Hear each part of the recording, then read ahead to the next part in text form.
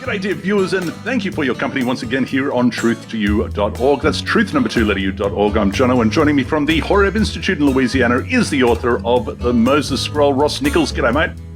Hello, Jono. How are you, my friend?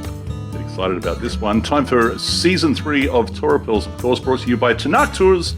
That's TanakhTours.com. TANAKH, taking you to where it happened and bringing your Tanakh to life. Our next adventure, of course, is November 2025. Ross, the ultimate Tanakh tour, because we're doing Egypt, Jordan, and Israel. Very much looking forward to that, and that's coming together quite nicely. You still have a few seats left. Then is that what you're saying? There is. Not only are there, I can't believe it. You've slashed prices. You've knocked this down. So I mean, but look, let me just say this. A lot of people may not know this, Jono. We need to remind them. You don't have to do the whole tour. Some people sign up for the Egypt-Jordan leg. Some people sign up for the Israel leg. Some people sign up for both. And I think sometimes people say, well, I've been to Israel a number of times. Well, you hadn't been with us. You haven't been with us, that's right. Yeah. Anyway. We will absolutely take you to places you haven't been before. There's no doubt about it. Absolutely. And if you do sign up for both, you will incur a $100 combination discount. If you sign up before the new year, you'll get another $100 off each tour if you're coming on both tours. There's $300 right there. So got to do it. And people are taking advantage of that. Now, listen, we are in Season 3 of Torah Pearls. It is in light of critical scholarship and the proto-biblical Dead Sea Scroll known as the Moses Scroll. And as well as other ancient sources that we're going to pull in this week. We are in Torah portion, Toldot. And joining us, of course, is our AI critical scholar, Ezra. Ezra, give us a rundown of Toldot. Toldot, meaning generations, dives deep into family dynamics, sibling rivalry, and the shaping of destinies. It starts with Isaac and Rebekah's struggle to have children, leading to the birth of twins, Esau and Jacob. Even in the womb, they wrestle, foreshadowing their contentious relationship. Esau, the rugged hunter, is favored by Isaac, while Jacob, the quiet tent dweller, is Rebekah's favorite. The portion is famous for the dramatic birthright exchange, where Esau, famished, sells his rights as the firstborn to Jacob for a bowl of lentil stew. Later, with Rebekah's guidance, Jacob disguises himself to receive Isaac's blessing meant for Esau, sparking Esau's anger and Jacob's subsequent flight to Haran. The parasha also includes a subplot about Isaac's wells, a symbol of persistence and God's covenant. Toldot is a rich tapestry of deception, destiny, and divine orchestration, highlighting how flawed human actions play into larger divine promises. Interesting. Indeed. So listen, Ezra's absolutely right. Toldot means generations. I have something different, and it's curious, Ross, the way that the JPS begins, because it says in verse 19 of chapter 25, this is the story of Isaac. And the reason why I find that interesting, instead of saying these are the generations of Isaac, is because what we read here, we launch straight into a narrative rather than a genealogy.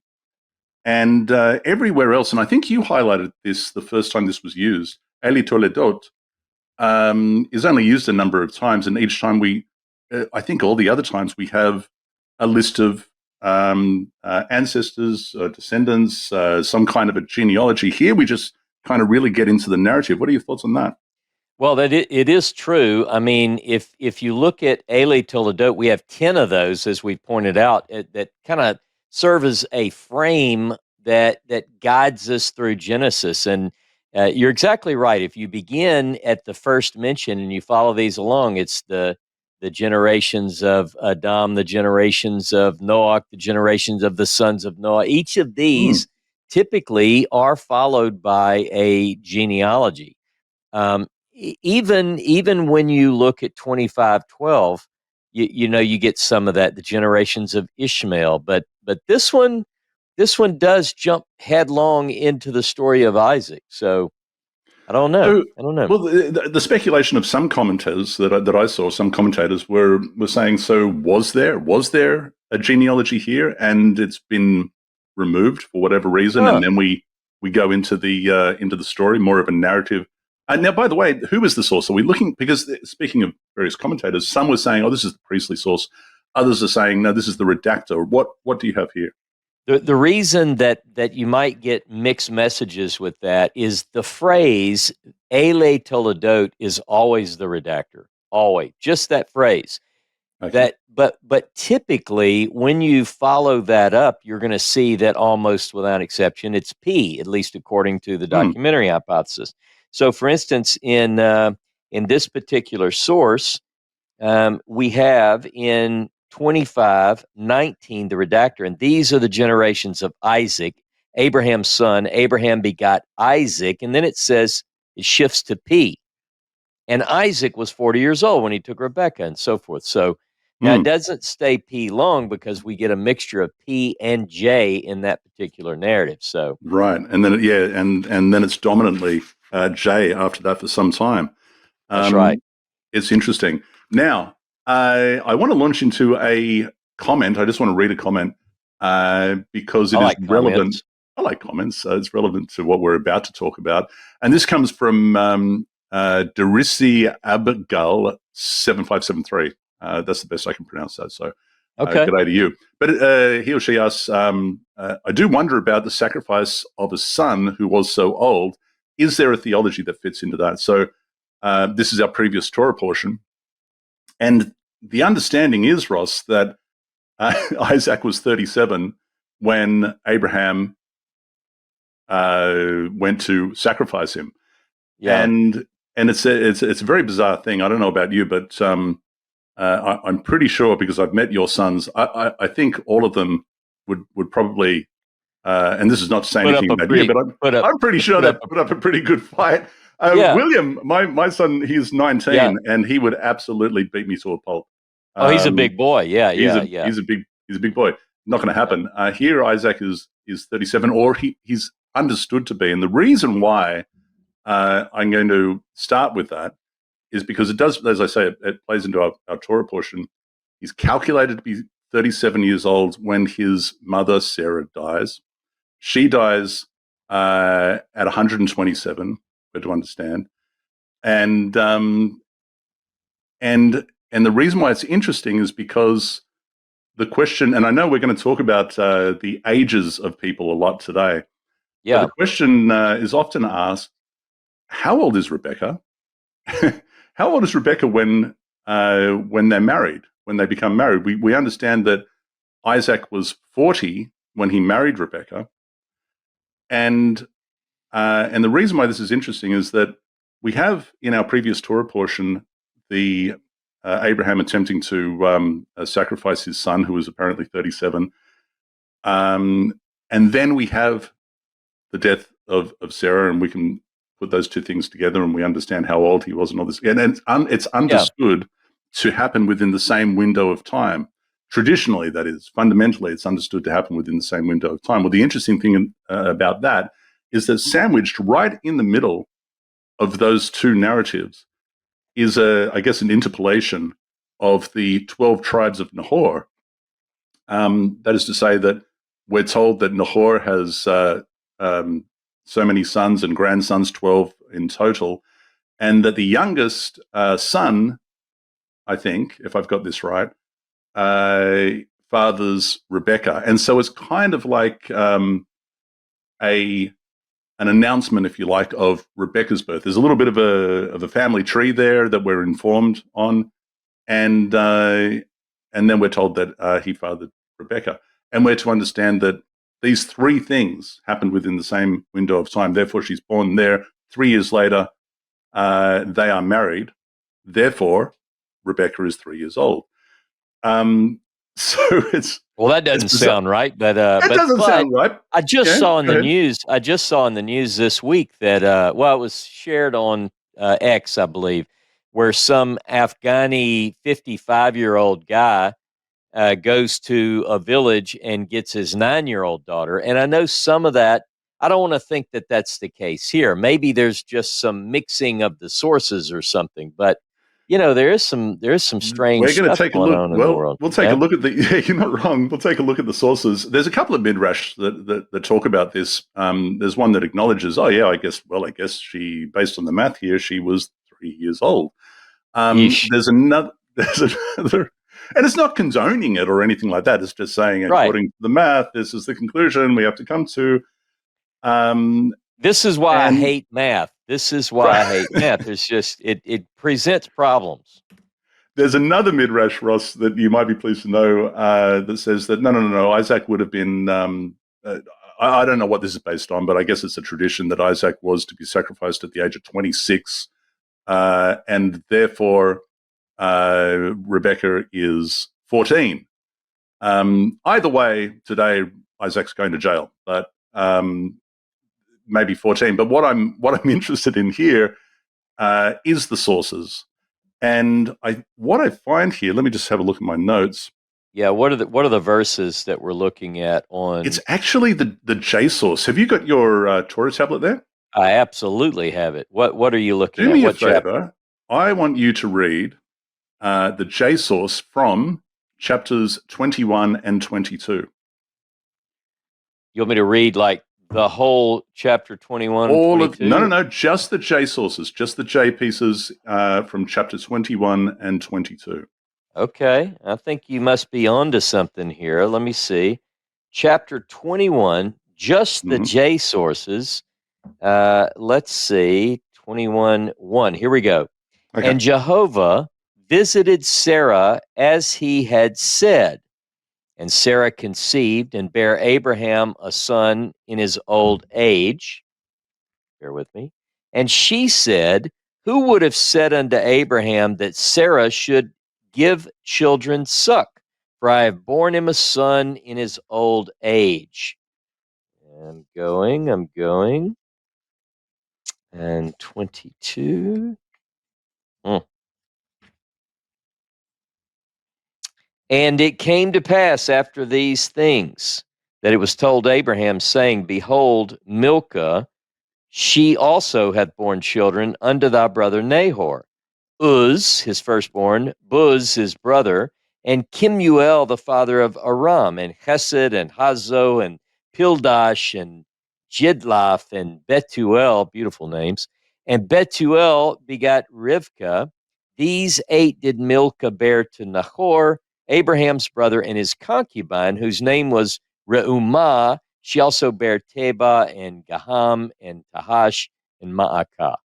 Right, and that's it. And then that's perfect. So what that is what is it? 21:1a, 21 verse 2, 21 verse 7, and 22 verses 20 to the end of the chapter. Now that was a good exercise, by the way, Jono, because I was able, just with the Torah tablet, to just flip through and read just like you asked, only J.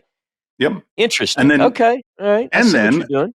Yeah. And then from chapter 23, it's P. In fact, all of the chapter is P. So J picks up again in chapter 24, and Abraham was old, well along in days, and Jehovah had blessed him in everything. And Abraham said to his servant, hey, listen, go, don't take a Canaanite wife of my son. Go back and find a wife for him, back there. Right. So it all fits together very, very nicely. And when you read it source separated, where to understand that it would appear, just based on that Isaac is not very old. He's only just been born. And they received news of Rebekah's birth around the same period of time. They're probably around the same age, Ross, based on that. Yeah. No, I like that. Very interesting. Ages, as you mentioned, have a lot to do with this Torah portion. It really, you can do the math. Well, I wasn't sure if you were ready for this yet, but one of the things that interests me about this Torah portion is that Toldot begins with a flashback. This is beautiful writing. So you start off in chapter 25, verse 19 and following, and most people read the Bible as if it's been presented chronologically. But what we find is that that's not the case. Let me just give you a couple of quick examples. In chapter 25 and verse 19, it says, and these are the generations of Isaac, Abraham's son. Abraham begot Isaac, and Isaac was 40 years old when he took Rebekah. And you go, Isaac is 40 years old. Now, here's something interesting, because when we finished just a few verses earlier, we saw that Abraham had died. Hmm. So you might get, not you, but we might get the impression that Abraham dies and then Isaac gets married. But that's not it at all, because Mm. the writer here in 25:19 and following is flashing back 35 years, Jono. So, like, for instance, here I'll give you an example. If I go to verse 7 of 25, it says, "And these are the days of the years of Abraham's life, which he lived 100 threescore and 15." So he lives to be 175 years old. That's in 25:7. In chapter 25 and verse 9, when he dies, stick with me, Hmm. you're better at math than I am. It says that his boys come and bury him. Well, I always used to imagine that they were young, but look, Ishmael would have been 89 and Isaac would have been 75 at the Mm. burial of their father. And that's in chapter 25, verse 7 through 9. So now it's later in the story. I just want to make that point that I mean, we think it's later, but it's actually earlier than the death of Abraham. Right. So yeah, go So let me ahead. get this straight, just to get this straight in my head. Toldot, you're saying jumps back 35 years That's right. That's from right. where we left off in the previous in Seir. Okay. Yeah, and it's easy to keep track of if you think, okay, Abraham is 100 years old when Isaac is born. Mm. Isaac lives to be 180. His dad lives to be 175. So we have to find, where is the death of Abraham, which has already been mentioned by the time we start this Torah portion. And it's very interesting when we start to think of it, because the next thing that we read is that Mm. when Isaac is 60, Rebekah has the twins. Right. Yeah. Well, 20 Abraham is years after still getting, yeah, not that's right. dead. He's still not dead. He's 175 when he dies. But this would mean that he's still got 15 years of his life yet when the boys are born. Mm. You see? I mean, Mm. it really confuses us if we don't get this straight.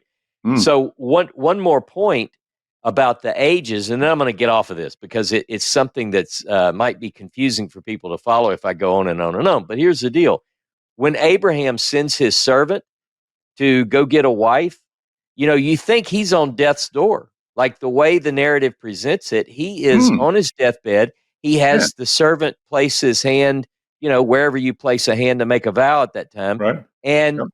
and you think he's like on death's door, but actually he still had, remember, Isaac is 40 years old, Hmm. so he's still got 35 years. Mm. I mean, he's what, 140. That's right.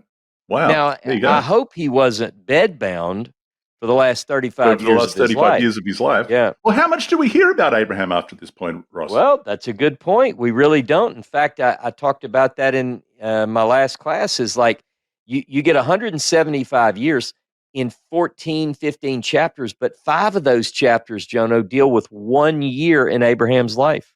1 Mm. year.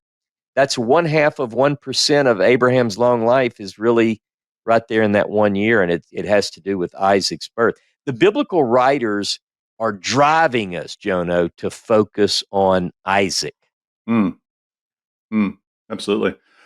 Um, that is interesting. Just something that I just mentioned before. I'll just touch on this and we can move on because this kind of goes back to our previous Torah portion. But in 25:12 to 18, the end of our last Torah portion, it talks about the 12 tribes of Ishmael. Then, as I mentioned, we also have the 12 tribes of Nahor. It's interesting that both of these guys are 12s. Yeah. One wonders, is this because of the 12 tribes of Israel? Is this kind of a passive anachronism? Can I say it like that? Where the writer wants to have more 12s to make comparisons. I don't know. What do you think? It could be. So you're thinking it may just be sort of the template of the scribe Kind who of a would say, template. "Oh, he Yeah, had 12, he had 12, he had 12," and we it's want to sort of make like these the biblical people. writers. Yeah, they often say that was a 40 years or 40 years. Is it always 40 years? Some people believe that Mm, might be sort of a kind of a round figure. mm, Who mm. knows? I don't know. Just wanted to throw that into the mix. But obviously, Rebekah's age, coming back to Rebekah, just the very fact that the narrative has her drawing water. We're talking about a large jug, no doubt. Right. And then running to water 10 camels. She's clearly not 3 years old. She's an Yeah. able-bodied woman. The problem, though, with that, by the way, Ross, is that if she is of similar age to Isaac, then it's unusual for a beautiful woman to not be married already. So we don't really know by that age. We don't really know how old she was. Yeah. And maybe she was in her late teens, maybe early 20s. Who knows? Who knows when this news of her birth arrived to the ears of Abraham and what it's suggesting. But anyway, worth mentioning. Yeah. Where now? Oh, now I'd like to, unless you want to throw something into the mix, I was going to go to the Moses scroll and make a connection, if I may. Well, I think I know where you're going in the Moses scroll. Before we do that, can I bring us into that by mentioning the 2 boys that are born to Isaac and Rebekah are Jacob and Esau. We're going to talk about Esau. But the interesting thing about Jacob and Esau is the biblical writers, Jonah, have you ever noticed the biblical writers hate Esau? And not only do the biblical writers hate Esau, at least according to the book of Malachi, and later, I guess presumably Paul, the apostle, says that God hates Esau. So it's like everybody. So I was curious. I wanted to know in the biblical text, who all hates Esau? Who all hates Esau? Go ahead. I mean, who hates Esau? You got a bit of a list. Yeah, just a couple. I won't read the whole list because we don't have all night to talk about. Give us the list. Come on. How hate? Okay, well here's the list. Obadiah is basically a whole prophetic book about hating on Esau. And he's a prophet to Esau. Yeah. And what I want people to understand is you start making associations. I would ask people to consider. We have to historically think, when was Obadiah written? Is there any clue? And if so, what's going on geopolitically where Esau or Edom or Seir, which we'll talk about, why are they hated so much? Okay, so we've got Isaiah 34, 5 through 17. Isaiah 63, remember, who is this who comes from Edom with his garments dyed? Somebody has been over in Edom slashing with a sword, right? Remember that? Isaiah 63. Yeah. Jeremiah 49, Ezekiel 25, Ezekiel 35, Ezekiel 36, Psalm 137, Joel chapter 3. It goes on, but I just want to read. Are these all passages of people hating on Esau? Okay, keep going. Absolutely. Yeah. The only one I really want to read is, and let me open that. It's to Malachi. And just because I want your opinion on this, I know some people try to soften this, like God doesn't really hate Esau.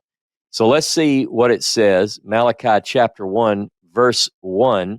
It comes out to shoot. The burden of the word of Jehovah to Israel by Malachi, my messenger. I have loved you, saith Jehovah, yet ye say, wherein hast thou loved us? Was not Esau Jacob's brother, saith Jehovah? Yet I have loved Jacob, but Esau I hated, and made his mountains a desolation, and gave his heritage to the jackals of the wilderness. Whereas Edom saith, we're beaten down, but will return and build the waste place, saith Jehovah of hosts. They shall build, but I will throw down, and men shall call them the border of wickedness, and the people against whom Jehovah hath indignation forever. EVA, ever.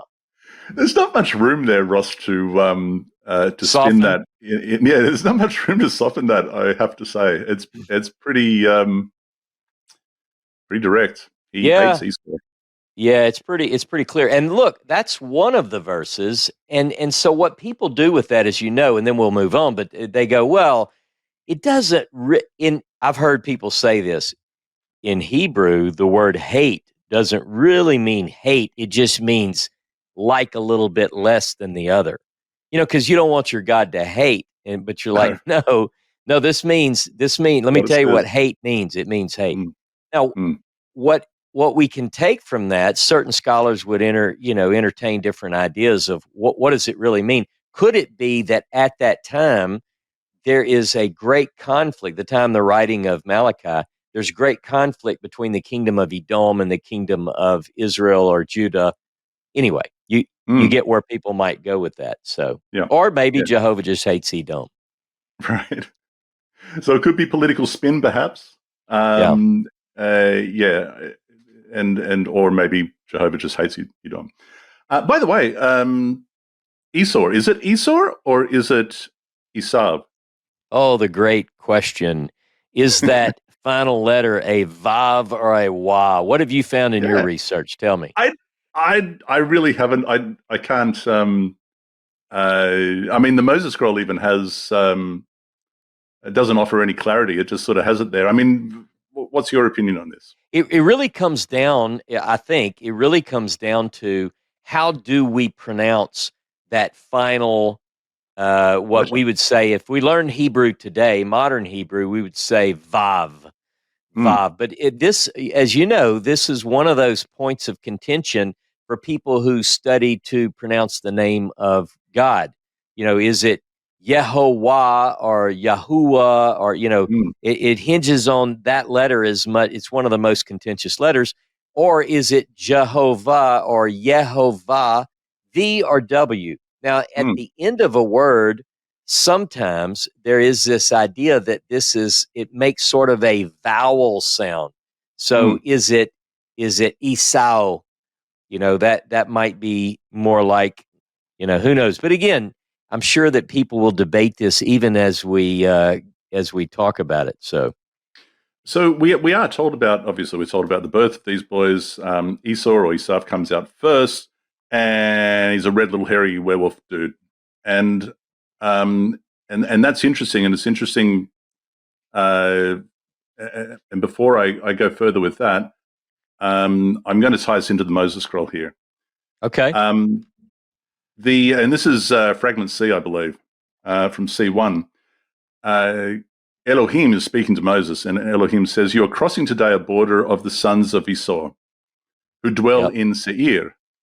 So the people are Esau, and the place is Seir. We would agree with that.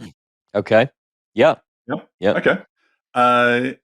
And then a little further on from C6, it says and we have this almost identical, and I'll tell you where it's different in Deuteronomy chapter 2. But it says, Elohim says to Moses, you are passing today a border of Moab. Don't harass them, don't strive against them in battle, because I didn't give it to you as a possession from their land. I gave it to the sons of Lot. The sons of Lot are the people. It seems to be now known as Moab, but it was the possession, it goes on to say, the possession of Ar. What is the possession of Ar, by the way? This is a place, which we understand. Yep. Is Ar understood to be the previous name of what is now known or then known as Moab? Is that the way we're to understand it? It is the same region. I don't know that we have enough information actually to nail that down, but I want to ask you one question. This is not something I know the answer to. I'm asking you to see if you know. I don't know. But if you think about it, we have the Arnon. I'm wondering if they're connected. The other thing, and I'm not looking at the Hebrew, so maybe I'll look at that in a moment, but because they may even be spelt differently. But I do know that also the same sound, ear, is a city, and it also is similar. So let me just look at this. But go ahead. Perhaps this particular region, the possession of Ar, might have been regarded as the capital city of the region now known as Moab, or then known as Moab, perhaps. But and it did occur to me the connection of Ar in various other land designations around there. I wonder if they are related. I didn't have time to look into that myself either. But the point is that they're both locations, and it was given to the sons of Lot. Then it goes on, and we have it continues. You're crossing today a border of the land of the sons of Ammon. They're the people, the sons of Ammon. Don't harass them. Don't strive against them. Battle didn't give you their land. I gave it to the sons of Ammon. It says, I gave the land of the sons of Ammon to the sons of Lot as a possession. It's interesting that each three passages here say kind of a similar thing, but in a different way. When we come back to the one that references Esau, the sons of Esau are the people who dwell in Seir, the place. And my question is, what do these two words mean? That's the first question. And are we to understand, the second question is, are we to understand that Seir may be, I don't know, a play on words to reference the now inhabitants? What did you find? Did you do any research on this week? week? And I want you to confirm this. I'm interested in what you think. Esau, my understanding is that Esau means hairy. And it is my understanding also that Seir means hairy. Yeah. The speculation, Ross, I think I read in a number of commentators that Seir might be in reference to the hairy goats that inhabited the cliffs, of Edom. There's like big rocky outcrops and certainly goats that inhabit there. Maybe that's or maybe it's referencing the inhabitants, the sons of Esau. Maybe they were just a very hairy people. I don't know. What are your thoughts on this, Ross? I don't know. There is an association with that region. It's not all bad. I think later people begin to associate Edom and Esau and Seir, in some of these hating on Esau texts with something negative. But I think that there are texts which are quite positive, even as the origin of God from that region, So I know that I'm a little bit off of what you just asked, but in my mind, I'm trying to think, is the place associated first with good or bad? Yeah, and the people, in other words, were the people always considered bad? We have some stories where, Esau is, not bad, and then others where he takes a negative connotation. I don't know. Which came first? Yeah, which came first? And that is the question about the name Seir. Was it regarded, because we understand, I think the Horites dwelt there beforehand. Was it regarded as the land of Seir when they lived in it, or did it become known as such because they were dispossessed and the sons of Esau, who mean hairy, took that place and dwelt in the land? That's just a quick search. Just a quick search. I just wanted to say I did look up just a quick search on Seir, and it is almost without exception. I see 39 times, 38 verses, and you go through them, you scroll through, and it's Edom, it's Seir, it's Esau. It's it's always associated with this particular group. By the way, let me just say before I forget to say, I did look up. I thought in my mind, R and Onan, they are different spellings in Hebrew. I just wanted to get that out there. Sure. But it's similar sounding. You wonder, are they related in some way? I don't know. I haven't looked into it that much. Now, where Deuteronomy departs from the Moses Scroll with this section is that where it says in the Moses Scroll, you're crossing the border of the sons of Esau who dwell in Seir. In Deuteronomy, it says, interestingly, Ross, you're crossing the border of the sons. It says, what does it say? It has in 2:4, the sons of your brothers. The sons of your brothers. It interjects. Deuteronomy interjects that into the reference of the Moses Scroll. And I suspect that is done to concur with the narrative that we find ourselves in today, the birth of Jacob and Esau, the sons of your brothers. So I find that interesting. The Moses Scroll, by the way, never mentions Edom, Ross. We have that peppered throughout the text. I think we have Edom in, well, I won't read them, or people can look this up. But it seems like the designation of Edom is a later name for this particular area. We do have in Deuteronomy chapter 23, verse 7 in the Law Code, there's a reference to Edomites, but apart from that, Deuteronomy never mentions Edom, I think, apart from that. So it's curious. What I'm saying is this, and what I'm hypothesizing is whether or not the naming of, or not the naming of, but the circumstances, or rather the appearance of Esau in our Torah portion may also be, if you like, a passive anachronism, trying to tie in the red Edom and the hairy Seir into Esau. Do you think that's a possibility? So you're saying that maybe these ideas are anachronistic, that they come into a text Narrative. as if, it could be. We see examples of that. I'd be interested to see if anyone has proposed that and a full study on it. And you may have done a pretty detailed study, but it certainly is interesting. It certainly is interesting when you consider. Now, the other thing Edom, is, as I said, by the time you get to the monarchy, the monarchy period, you are certainly inundated with a very negative impression of the inhabitants east of the Jordan. And by the way, we should say that we have in 2 Kings chapter 3 this battle that takes place between the king of Judah, the king of Israel, and the king of Edom. And remember, they're fighting together against Moab. So at that time, you have these three together. That is the same story that we get on the Moabite stone, the Mesha Stela, of that particular battle. So that's right. you have times where you seem to have some sort of cooperation between Israel, Judah, and or Edom, and then other times where the relationship is absolutely horrible, like we see in Obadiah, where the charge is you sat there when Judah was being attacked. That's kind of the message. Mm-hmm. Mm-hmm. The Edomites, just by the way, are, according to Shimon Gibson, I'm just reading here, archaeologically identified Semitic people who probably arrived in the region around the 14th century BC.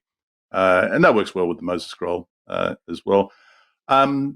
Genesis 25:25. Esav of Esau, we've talked about that. Edom means red, but we don't get to that really, Edom, until we get to the stew, the pottage, and that's in 25:30. Give us a little bit of that story, Ross. I was just, as you were describing the other story and the name Edom, there is there's a connection. The writer wants us to connect the red, the themes of red. You've got Edom is tied to Adam, and you've got the red stew, and you've got all of these.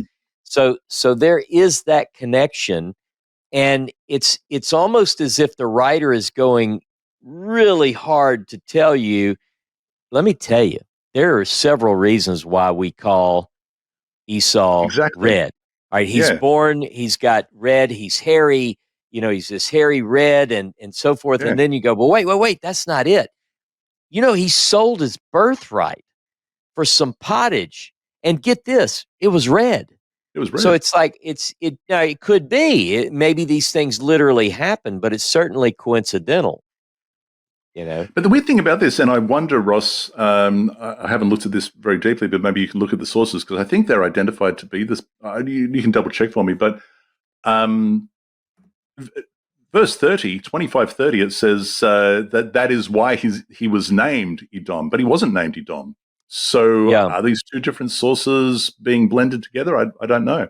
One has to wonder. Yeah, that's certainly J. That's certainly J. Where it says he was called Edom, but it's in the same source where his name is called Esau.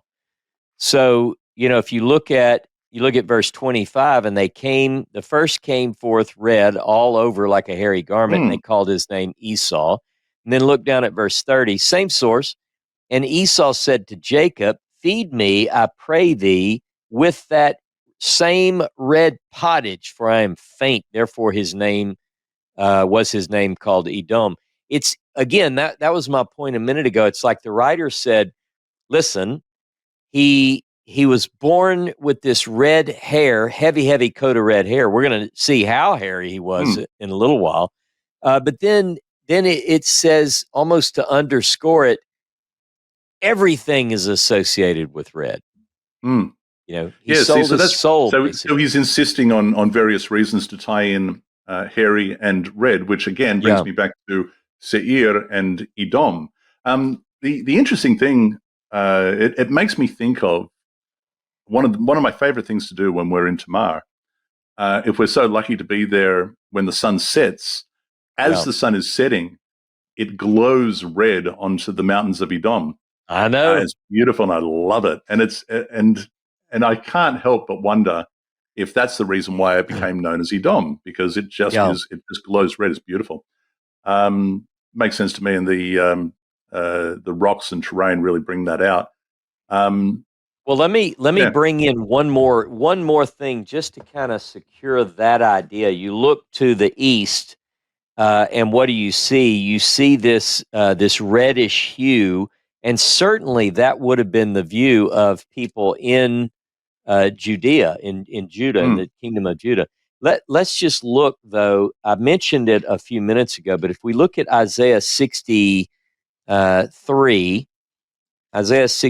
you and I have stood on that hill at the top of the tell at Biblical Tamar and looked at old Edom. Who is this that comes from Edom, 63:1, from Botzrah in garment stained crimson? There you go with the red theme. Who is this so splendidly robed, marching in his great might? It is I, announcing vindication, mighty to save. Why are your robes red and your garments like theirs who tread the winepress? I've trodden the winepress alone, and so forth and so on. But this is describing victory in Edom. The victory is the Lord's. He's coming through this region, and it's not the first time, I might add. Speaking of Bosra, it was really cool. I mean, it was one of the highlights for me that in the last Tanakh tour, we ascended those. I mean, boy, what a drive that was! That really woke me up. Winding up those cliffs on the bus, but getting to the top.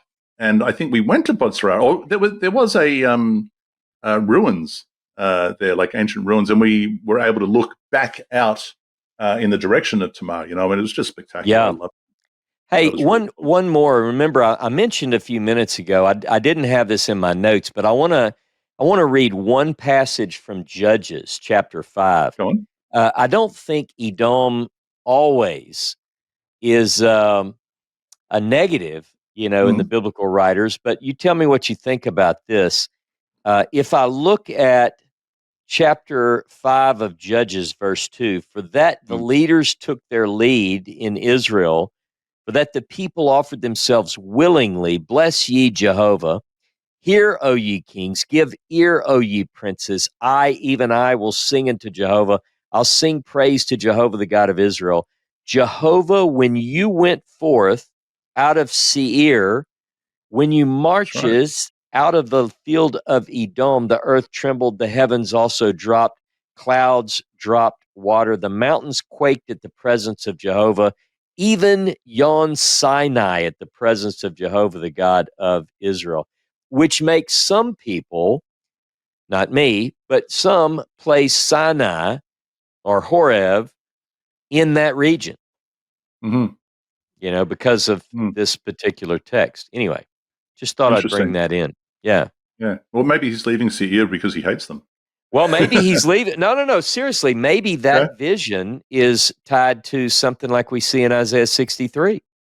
Someone could easily connect. Hey, here he comes from Seir. Well, yeah, because he just got his garments all dyed in blood. Interesting. Anyway, yeah. Let's have a look at some anachronisms, Ross. And the first one I want to put forth is Genesis chapter 26, verse 2, which again, this is all Yahweh's, but it says, and Jehovah appeared to him to, now who are we talking about? Is this to, who was him? Oh, this is to Abimelech? Isaac. King of the... in chapter 26, I'm sorry. He's appearing to Isaac. Yeah. Yeah, sorry. Isaac went Yeah. to Abimelech, king of the Philistines. Well, there's the Philistines. We have that there. That's an anachronism. And then it says in verse 2, Jehovah appeared to him and said, "Hey, don't go down to Egypt." But we're to understand that he's at Gerar. He's gone to see Abimelech in Gerar. And all of that area, Ross, if we are to understand that, what century are we putting Abraham in? We're to understand that Egypt controlled all the way up the Mediterranean. That whole strip there was Egyptian territory, all the way up to at that time up to the Hittite territory at the top, up near Turkey. So it's interesting here that the Yahwist is saying that Jehovah's saying to Isaac, "Don't go down to Egypt," but he's in Egypt. He's in Egyptian territory.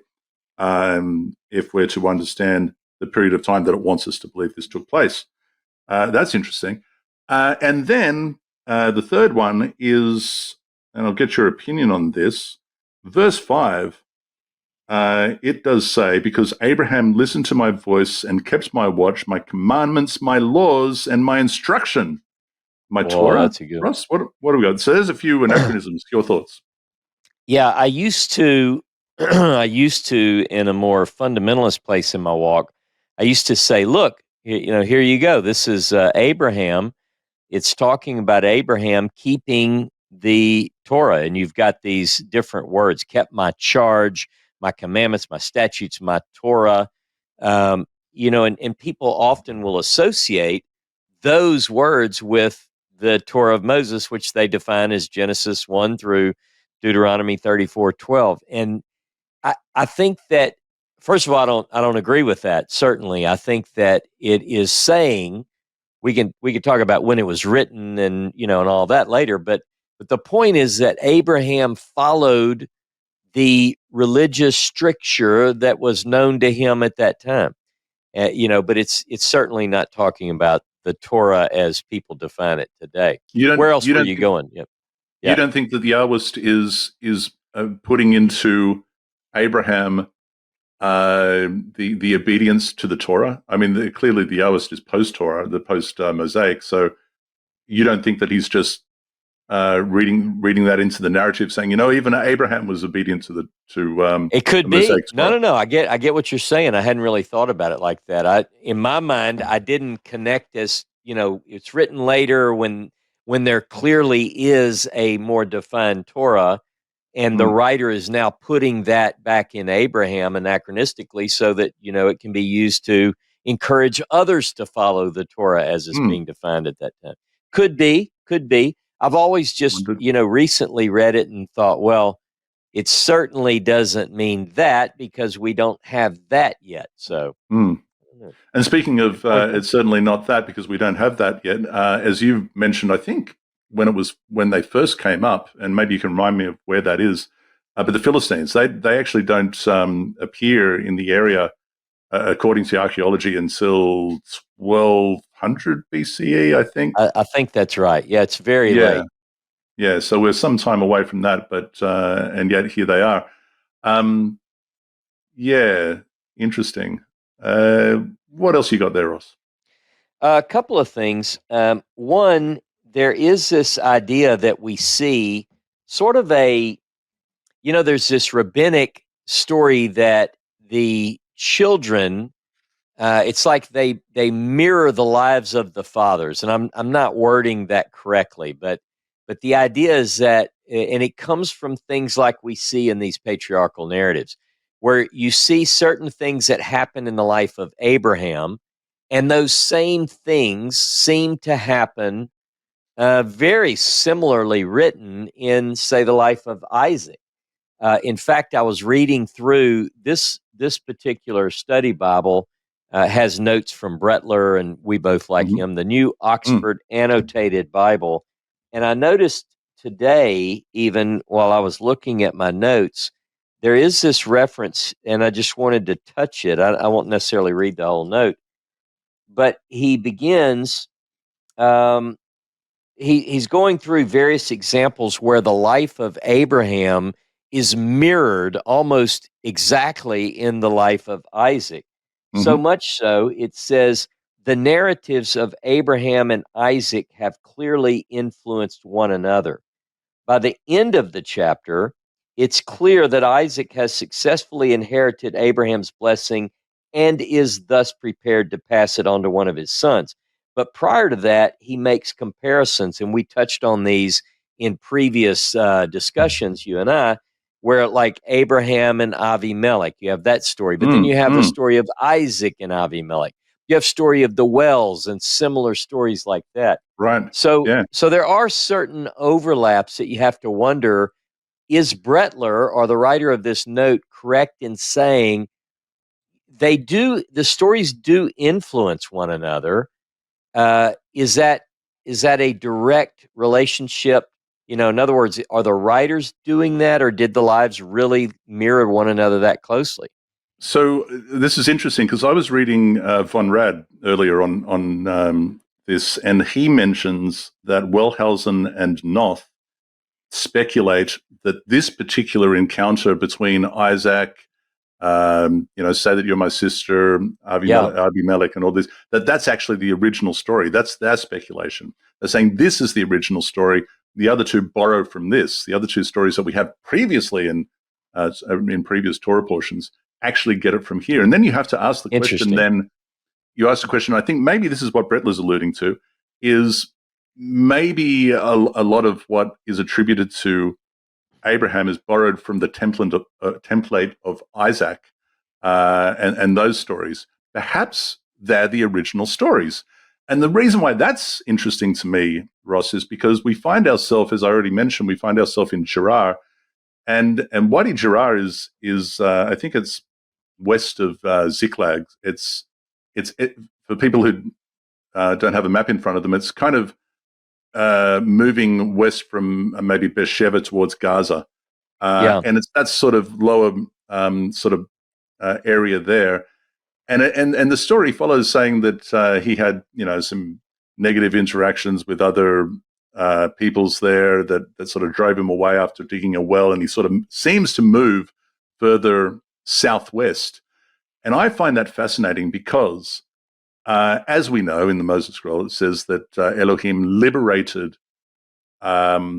Israel from Egypt. Well, as I mentioned, this whole strip was Egypt. And I wonder if they stayed there and they flourished and they grew into a people, and that they left there because the next station that we find them, apart from HOREB, and there's a lot of, as you mentioned, there's a lot of questions about where HOREB might be. I particularly think and this is all speculative, but I'm in favor of Jebel Halal, which is right there. It's a mountain. If you look on a map, it's right in that vicinity.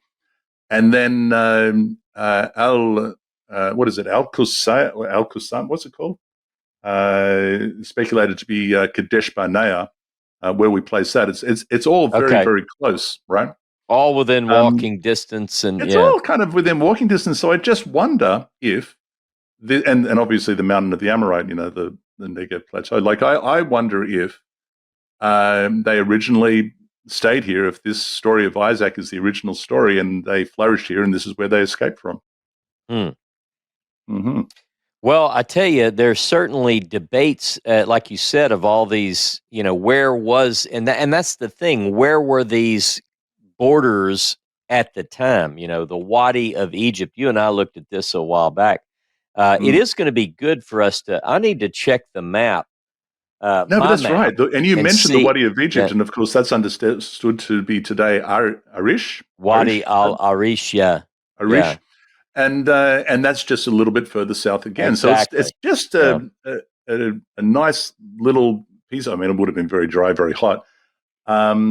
But it's kind of where the lower half of Gaza is today, and then some, into the south. It's sort of that deserty, but it does have some water supply there as well. In fact, it's the first place, Alistair pointed out to me when we were talking about this, that when the light horsemen in World War I, the Australian Light Horse Brigade that came up from Egypt, from Cairo, the first place that you can water your horses is Arish.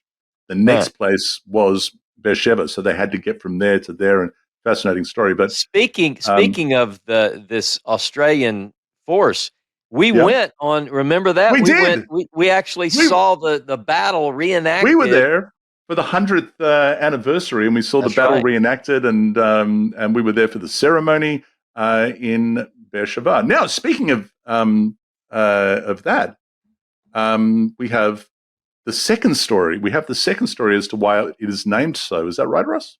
In this Yeah, Torah we do. portion? We have two stories in the biblical text as to the naming of Beersheba. I think we've Mm, touched on it in a previous, but people that take notes, chapter 26 and verse 33 gives one reason that Beersheba is called Beersheba.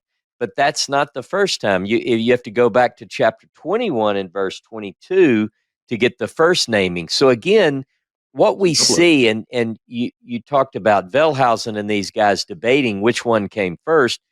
It's you get a story that says, oh, and it was in Abraham's life when this event took place. That's where the name Beersheba comes from. And Mm, then you get to the story of Isaac, and it's as if the writer is not familiar with that familiar with story. And that. he says, Yeah. oh, by the way, it's in Isaac's life at this event that Beersheba is called Beersheba. What And it we may will be, do. Yep, yeah. go ahead. Oh, I I'm was just just saying it gonna may be the original narrative. You're saying what we will do. yeah, yeah, when we go to, Israel together with people on the Tanakh tour, we'll actually go Mm, to Beersheba, and people will mm. get to see it, and we'll tell both stories. Or maybe you tell one, and then I'll tell the other and say, which one is it? Which one? Which one do you like? Yeah. There you go.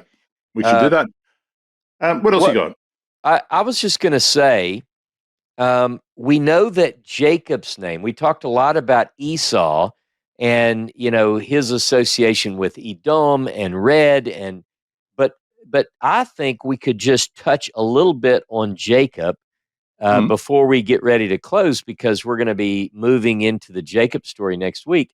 And the interesting thing is that Jacob, our biblical hero, the father of Israel, we often excuse his behavior, but Jacob pulls some tricks. His name is the trickster. Basically, he is a supplanter. Have you thought about anything about Jacob? When you think about that now, what do you come up with? it's a dominating theme, and we'll probably go into this in more detail when we get to the story of Joseph. But the theme of supplanting, one brother to another, particularly a younger brother to his elder brother, Uh-huh. is a heavily pushed and dominating theme in Genesis, and I think that is motivated. I think there's a reason for that, and I think it's political. And again, we'll probably talk about that in some depth when we get to the narrative of Joseph. What's your feeling on this? I just, I think when we get into the Jacob narratives, like so many other stories in the Bible, and I make it a point when I teach to not excuse what the biblical writers don't excuse. Like you're supposed to, for instance, when Esau comes in and he realizes, he went hunting for his father, and he comes back and he realizes that his birthright has been Mm, taken. uh, mm. you can't, especially if you read these texts as much as we do, you can't but feel, I can't, for Esau. I mean, he's like, again. He's Yeah, I mean, devastated. I he mean, he's got him literally again. devastated, and that comes through in the text. And it's a curious thing too, Ross, by the way, because when you break down the ritual, um, Isaac is deceived by Jacob, impersonating Esau in the most bizarre way, covering himself in goat's hair. Yeah. And again, Eh, maybe that's he must Seir have and been all this. really hairy. Yeah. He must have been a super hairy dude. And it is too hard to believe. But nevertheless, Isaac places his hands on Jacob and blesses him. And we're to understand that this mystical, if you like, spiritual event does impart a blessing to Jacob, even though Isaac believed he was imparting a blessing to Esau. And Yeah. then even Esau comes in and goes, "Oh, you've done the magical thing to Jacob, believing it was me, But whoever is now, understand that whatever force enacts this blessing is outside of Isaac. We're to understand that this is something divine, if you like, and yet Yeah. even the divine is tricked by it. Even Jehovah apparently is tricked by it and gone, well, yeah, what can I do? My hands are tied. You thought you were blessing Esau and you accidentally blessed Jacob. I guess I'm just going to have to bestow this blessing on Jacob. That's how we're to understand it works. Well, it's interesting too, and I want to get into this in our next time together. But one of the things that I think is interesting is that the biblical writers, we kind of started with this. The writer flashes back 35 years. It's brilliant storytelling. All of these stories are so artistically put together. It's why we can spend our entire life studying these stories and loving every detail about them. But there are things hidden in the text too, and I don't mean some mystical thing. I mean just it's so intricate. So, for instance, when Sarah mistreats and oppresses Hagar, later that same language is going to be spun so that Egypt oppresses Israel. So it's like you're no bad deed goes without being returned upon you. It's like you reap what you sow. Well, we get the same thing with the Jacob deception of his father, because he will be tricked in a very similar way in the next story. We'll see that, the trickster becomes the tricked. In other words, he meets, you think you're something, boy. You come from a long line of tricksters, and he's introduced to Lavan, who really pulls a fast one on him. So we're going to get into all of that. But at the time when this story ends, as you know, he has taken advantage of Esau for the last time. Esau is wanting to kill him. And I think the story, we try to excuse all of this and say, well, God was on Isaac's side and Esau deserved everything. But I don't think we should do that with these ancient texts. I think the writer doesn't want us to necessarily side solely with Jacob over Esau. I think he wants us to go, man, that is messed up. It is messed up. It's really, really messed up. And it needs to be messed up because obviously the rule is that the eldest gets the blessing of that particular blessing.